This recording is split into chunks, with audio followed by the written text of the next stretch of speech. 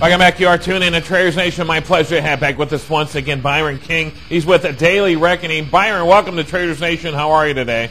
Good. It's nice to be with you. Happy New Year to you, by the way, too. Hey, listen, as the prices rise, some see that $2 a gallon for gasoline is probably in our near future. What are your thoughts on that?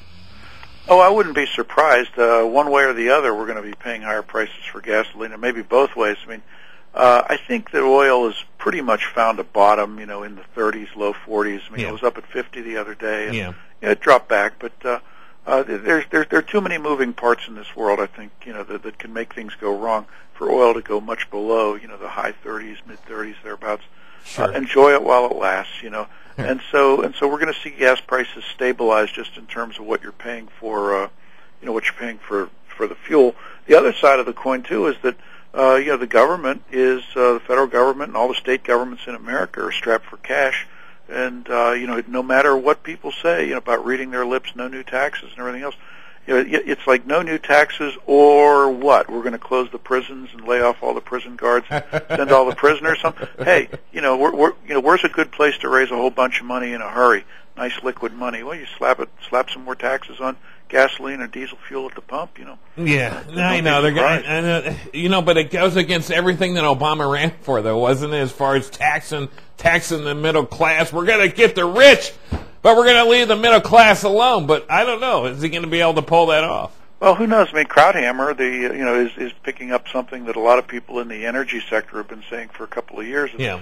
Put a tax on gasoline, but reduce everybody's payroll tax, your Social Security tax. I see. At work. That actually helps the working poor. Sure. Because they pay a very high marginal rate. In terms of their total income, yeah. They think, well, it's only 7%. Yeah, it's 7% of a relatively, low number if you're the working poor. That's a lot of money. Right. Well, isn't Congress looking at both those options, gas tax and potential payroll tax? Oh, sure. It's very difficult to get them to not look at taxes at all. That would be nice. They want to tax our iTunes, Byron. Come on. We need to start a drive or an organization or something.org or something. All right.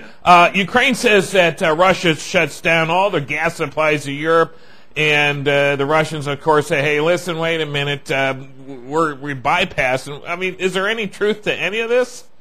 Well, let's step back just a couple of steps here. Yeah. Last August, Russia invaded Georgia because they didn't want Georgia to join NATO, and they wanted to, smack Georgia around. Yeah. Well, Russia got a lot of bad press out of that, so it's not like they really want to roll the tanks into Ukraine. Right. And it's not like they could. I mean, these are two adjacent countries where, Ukraine has its own military. But so what can Russia do? Russia wants to discredit Ukraine, discredit its government, sure. Show Ukraine as a marginally functioning state, not ready for the NATO prime time kind of a thing. Right. The strategic interest of Russia is to keep Ukraine out of NATO.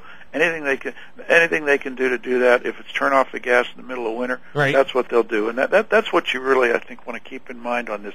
This is a strategic dispute between Russia and Ukraine about NATO and high-level political military issues. The Russians could turn the gas on to Ukraine in about 3 hours if they really wanted to. Sure. I'm telling you, if you want it, people thought Illinois had dirty politics. They have nothing on Russia. Politics doesn't get dirtier than Russia. And I'm telling you right now, Putin's running the game over there. Okay. Oh yeah. I don't care what anybody says. Putin's running the game, and I know it, and a lot of people know it too. Oh sure, yeah. Yeah. So what's going on though is that they shut the gas off to Ukraine, and then Ukraine shuts the throughput to Eastern Europe, and sure. you have a lot of people with cold houses. Well, what are you going to do? Well, you're going to burn coal, you're going to burn fuel oil, you're going to do this, do that. There's a lot of uncertainty. So we saw oil prices creep up to $50 a barrel, but then very quickly when things started, when the adult supervision came in and we started to figure out that something's going to happen here, the prices dropped back down to $41 a barrel. That's right. Interestingly, though, just yesterday that. One of the largest investment banks in the Middle East, in Kuwait, defaulted on all its on its loans. Really? Oh, I wish we had more time. Byron King, where can we find you at? Oh, go to Google Outstanding Investments. All right, Outstanding Investments. Look for me, and I'll be glad. Find them there. Stay tuned.